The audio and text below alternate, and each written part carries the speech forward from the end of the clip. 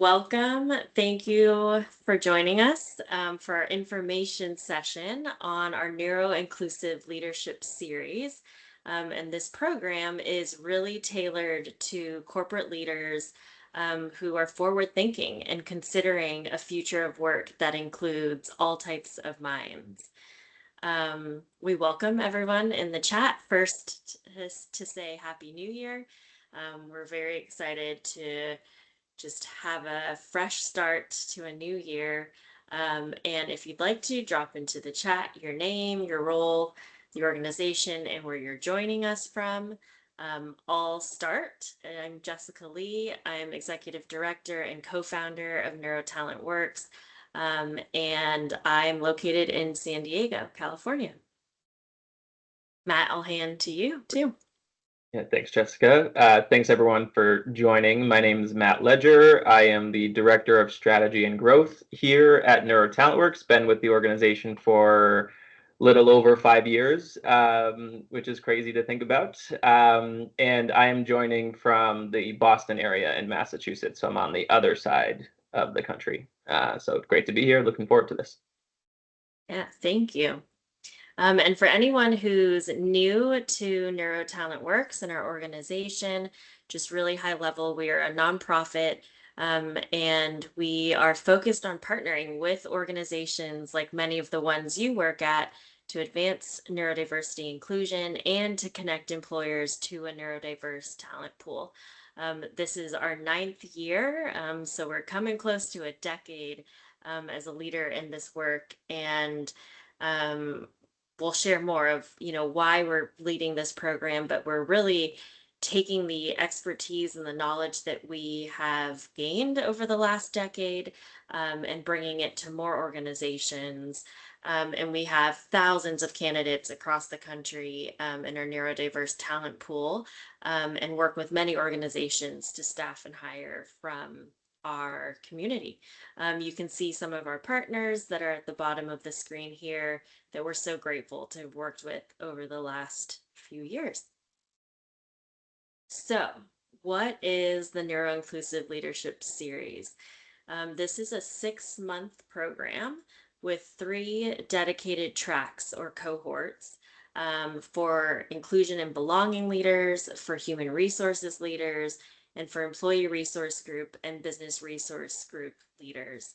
And the one goal for this series is to equip corporate organizational leaders with rich and depth of knowledge, practical tools, and a community of practice to foster neuroinclusive workplaces. It's a very, I think, unique time for the work in equity and inclusion. And we've heard from many leaders, how lonely it's been and so many of the challenges that they have faced over this last year, especially. And to be able to come together to advance this work with others. A lot of our business partners have also asked, can we talk to other leaders who are doing similar work at their organizations? We'd love to connect and learn from them. And so we thought this would be a cost-effective way to bring leaders together, peers among several organizations, to then dive deeper into neuroinclusion and to be able to then bring it back to their organizations. So who should join? As mentioned, we have 3 tracks that are tailored to addressing the specific roles and challenges that leaders of each of these 3 tracks face. For inclusion and belonging leaders, as mentioned, the new compliance and risk factors that they're having to manage. There's been so much change for inclusion, belonging leaders, that being able to advance this work together and some of the unique challenges they face managing up and advocating for neurodiversity to be part of their work, but also being boots on the ground and working with employees to lead this work. So a lot of the curriculum will center around the barriers that neurodivergent professionals face, the organizational change management that many inclusion leaders need to manage themselves to lead the work, and having a clear roadmap for neuroinclusion and how it can be embedded into their existing and new inclusion and belonging strategies. For human resource professionals, really tailoring this cohort to the everyday challenges that HR leaders face, being the front line of support that are always, the go-to people within an organization, um, for people related challenges, questions, and also those that are responsible for recruitment and retention and providing workplace accommodations, to be able to be in a track where they're able to really troubleshoot these um, live scenarios that many come across together, and to be able to test different strategies with one another as well. And then the last track for employee resource group and business resource group leaders, we know most ERG, BRG leaders are doing this work as volunteers, as their side job. And so, how do you garner that support from the ground up organically in an organization, and being able to connect with other ERG, BRG leaders, especially where neurodiversity ERGs are still very young and very new in a lot of organizations. So being able to have, again, a cohort and a network to troubleshoot, to strategize, to support one another with. So these are the three tracks for the program. What are topics that we're going to cover? Um, we have prepared some sample curriculum to be able to demonstrate and show some of what might be covered, some topics that will be included, a dive deeper into cognitive diversity, what it really means to understand all types of minds and understanding our own minds first so that we can start to begin to understand other people's minds and how they may be similar or different to our own. We will talk about disability and neurodivergent disclosure. We've worked with a lot of neurodivergent professionals and job seekers, who have shared their stories of what disclosure was like for them, the complex decision they've had to make.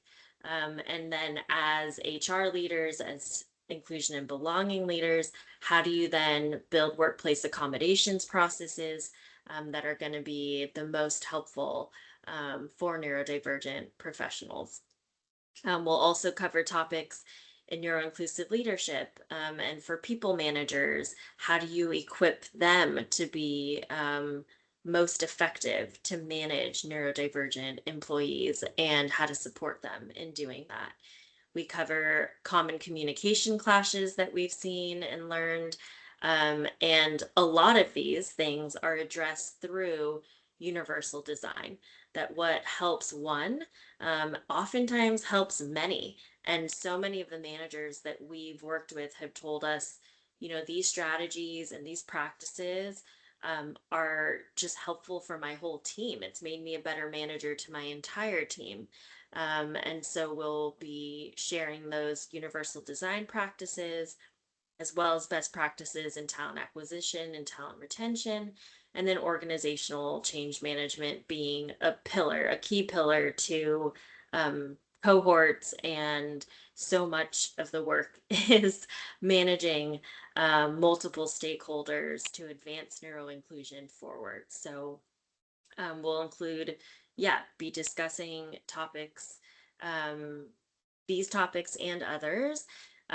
With these cohorts, what we really want to do is build a community and to be able to customize the cohort curriculum to what's most important, what is the most pressing for the cohort members. So there will be some customization to the curriculum over the 6 months. We'll introduce some of our frameworks and tools, our Convo model, which is about how to respond and have a conversation when somebody has disclosed their neurodivergence to you. How do you have a conversation in a way that honors that, that knows that if someone has shared with you they're neurodivergent, then you're going to approach a conversation with that person in a different way perhaps offering to take notes about the meeting because we're aware of different information processing modes, things like that our models teach. We have a toolkit for accommodation strategies. um, we also have our pyramid of executive functioning, and I'll show you some samples of that shortly, and worksheets and tools that you'll be able to bring back to your organizations. So, why this matters, we have a whole business case slide. If anybody needs some supporting documents to, support a budget request for this, please email our team because we can provide you that business case document to help support that ask. It's 1,850 per participant, and every company that is part of this program will also receive a discounted neurodiversity training course from NeuroTalent Works from our suite of courses, and 5 consulting hours one-on-one with our team to really help these leaders bring all of this content and to think strategically of how they might want to build the roadmap for their organization. So we are hoping to start these cohorts in February, and we're limiting the spots. So we encourage you to reach out to us as soon as you're able to let us know that you're interested, and to reserve your spot by January 30th. So we have sample curriculum that we want to show, to give a flavor of the cohort, but I want to pause here to ask if there's any questions so far from what I presented. And Matt, I'll look to you to cue me if there are. Yeah, I see some folks typing right now, so there might be a question coming through. But while we're waiting, there is a couple of questions that I've received as I've had conversations about this that I'd be happy to bring up here. The first one is, as a participant in this program, does a participant receive some form of certification for participation, right? Something that you can kind of put solidly on your resume from this. And the short answer to that is yes, you will receive a certificate, with NeuroTalent Works like certification on it, saying that you've participated in the program, and it would be tailored to the track you went down, and whether it's HR or ERG, BRG, so on and so forth.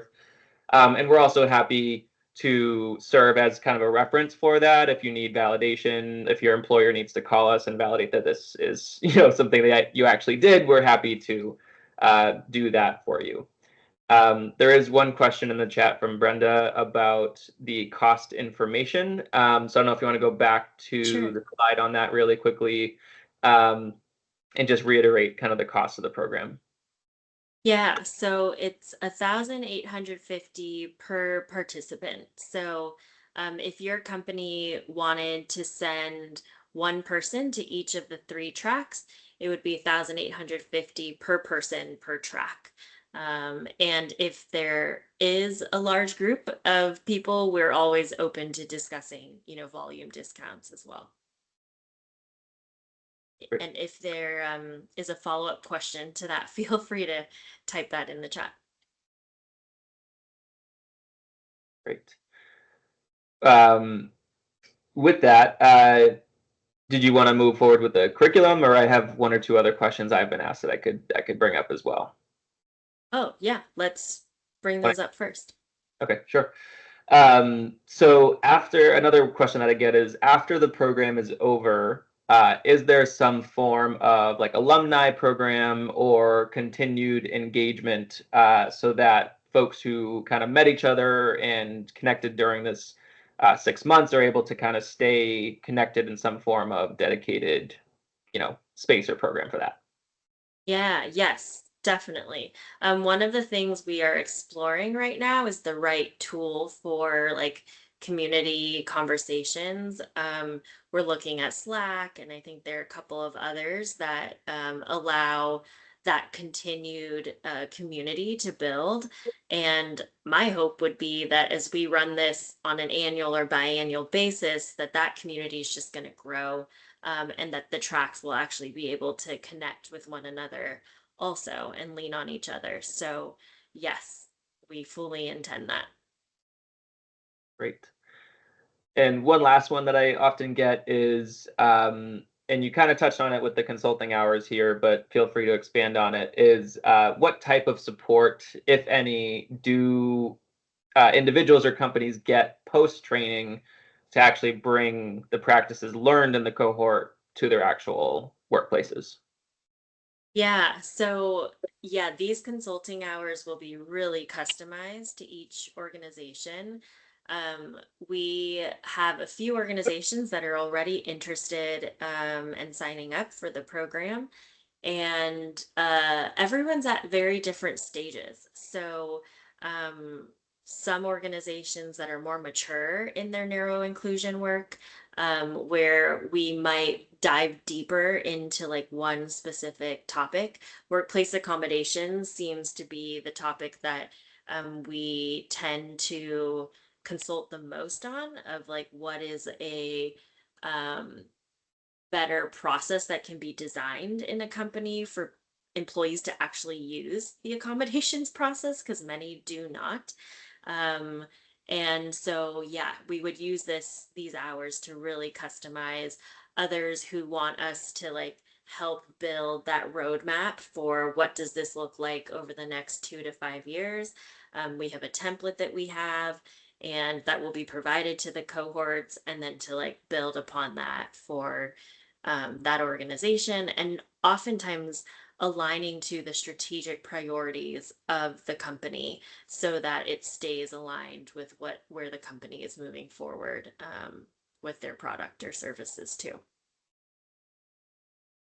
Yeah, Matt, you want to add anything there too?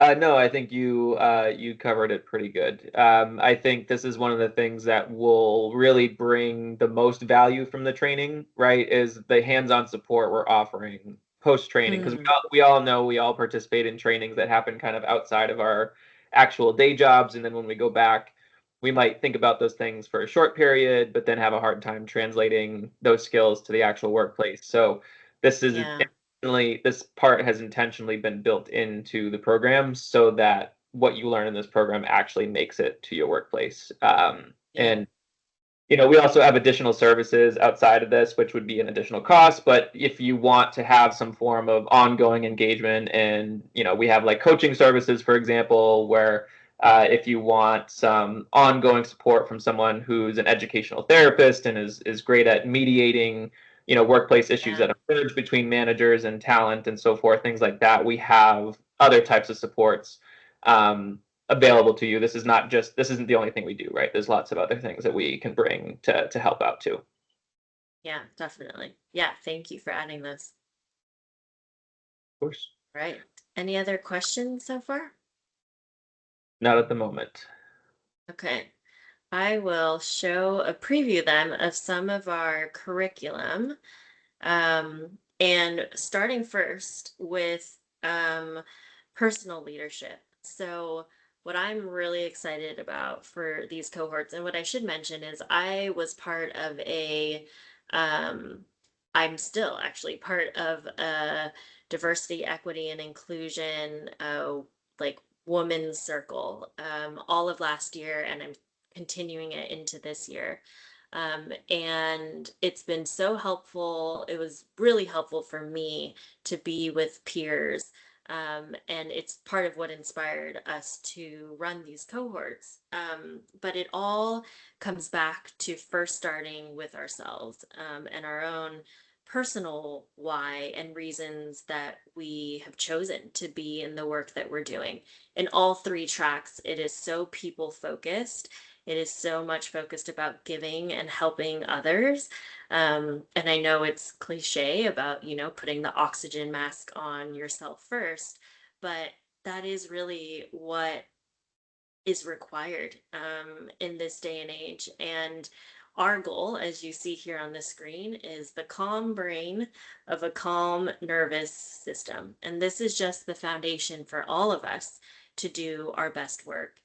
Um, and so, neurodiversity, why I love the work, is that it really invites us to better understand our minds, and how our brains perform at their best.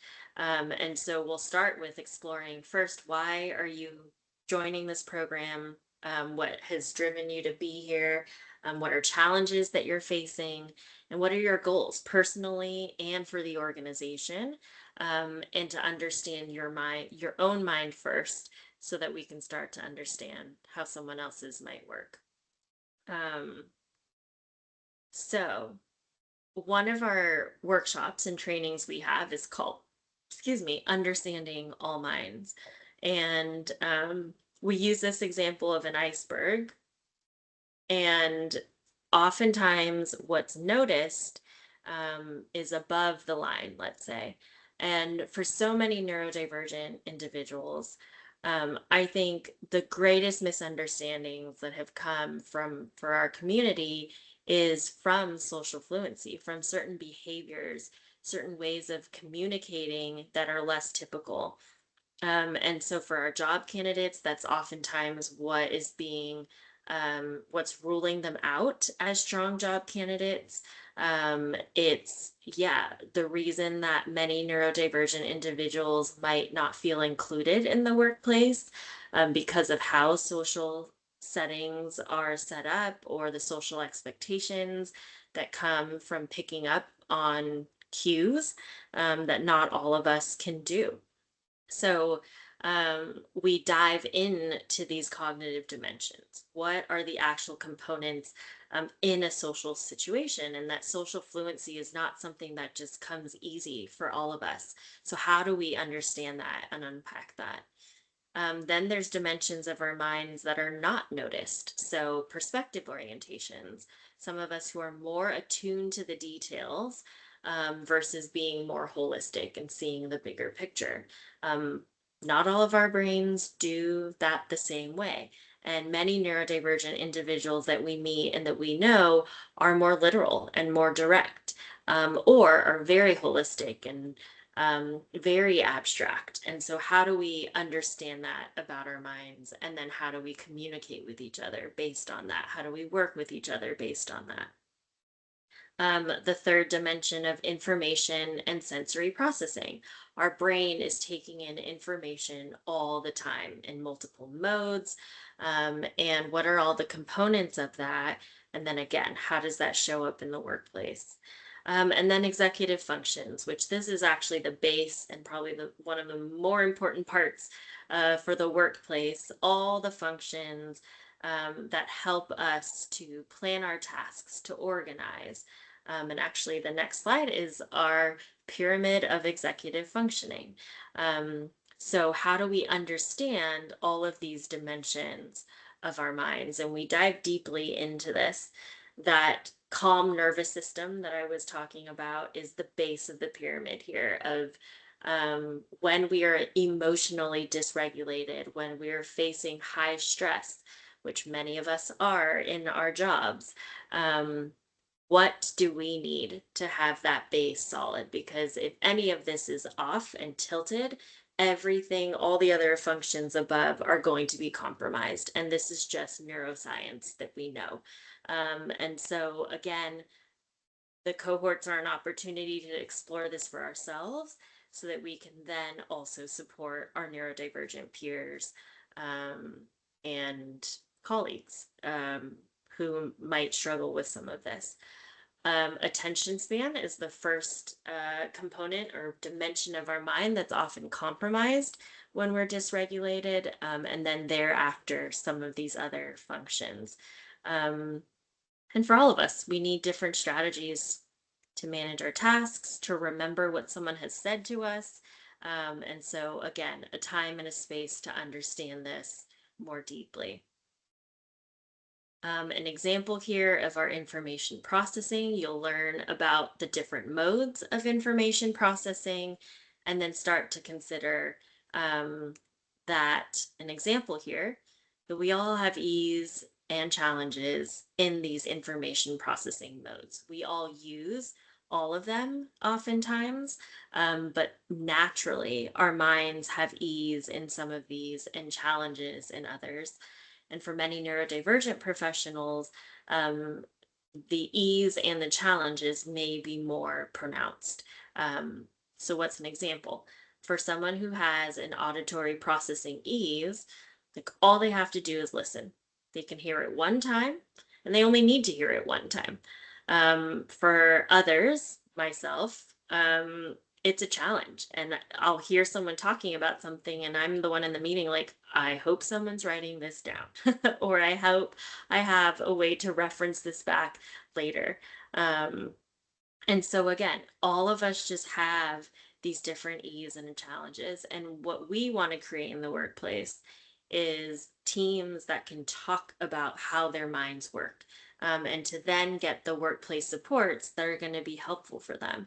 So, for someone who has an auditory processing challenge, when they're hearing information, their brain may be requiring that extra few seconds to process and to provide a thoughtful answer.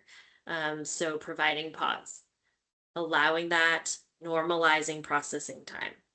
One way to do that is to restructure brainstorms. So, as a team, sometimes when we're collaborating and working on something together, providing individual time to think and review something for like 5 or 10 minutes, and then to share that we're going to collaborate and that we're going to want to hear from the whole team. It's just being mindful that everybody's mind works in different ways. And this is the universal design that we can bring to teams and to the workplace. So, again, just a preview, we would go, have the time to dive deeper into some of these things in the cohort. And then, our approach to workplace accommodations and supports. I love this quote from Natalia, who's a neurodiversity leader at IBM. And she says that supporting neurodivergent workers' careers isn't about trying to neutralize their differences. We're not broken. It's a matter of looking at strengths and at the environment and asking, how can I help you succeed? Not what accommodation do you need. So I think so often accommodations processes are set up to be, structured very legally, which needs to happen. But it's oftentimes a checklist, and it's not. Many people don't have neurodivergent professionals have not had great experiences with it because they don't feel like there's a real collaborative process, that somebody on the other side is understanding what their neurodivergence actually means at a cognitive level, and then really being a partner to ask, like, what do you need to succeed? How can I help you with that? How do I have a conversation that's respectful of the neurodivergence you've shared with me? So again, this is a cohort to just provide this knowledge to frontline leaders who face these questions on a more regular basis with neurodivergent colleagues. This is just a preview of the toolkit, our workplace strategies and accommodations toolkit. This is about a 30-page document where it goes through the auditory processors you see here as an example. It's a guide and a toolkit that can be brought to your organization, individual strategies that neurodivergent professionals can try themselves, and then other strategies that they can have a conversation with their manager about, and really to support anybody who decides to disclose, or even if you decide not to disclose, that you would have the language to request for the support and the strategies that might be helpful to you. So again, we're equipping these cohorts and leaders with these tools and these frameworks to bring to their organizations. So that was just a quick preview of some of the rich content that we explore. Um, but want to open the floor again to any other questions. And There thank were you for being here. Yes, thank you for being here. There was one question that popped up in the chat while you were talking, but I responded in the chat, but I just want to reiterate for those who might have missed it. The question was, will this material be available to folks after the call? And the short answer is yes. We're going to be sending out an email with an access link to the recording, so folks who didn't, catch it can go back and watch. We'll also send some program information and other details in that email. So for those who didn't catch that in the chat, yes, we will be sending out this information later. I know a few folks joined late. With that, I think we can stick around for a couple more minutes if anyone has questions. You can either, I don't know if we're able to bring folks into the call or if we I have think to, we can. but you can stick around if you'd like, and feel free to come off mute when Jessica brings you in. You can also utilize the chat or the Q&A function if that's easier. Anything you wanted to close out with, Jessica? No, just that, yeah, please email our team here and you can follow us on our social media. We're also looking for more professional networks and organizations to share about this program with. So if anybody has suggestions or connections to share this program, we really appreciate your help to get it to more leaders who could really benefit and who are wanting to champion neuroinclusion in their organizations with a community of practitioners that are doing it across the country. So, yeah, just thank you so much for being here. And we'll stick around for some questions and we'll stop recording. And if anyone wants to come off mute, we can bring you into the room, I think.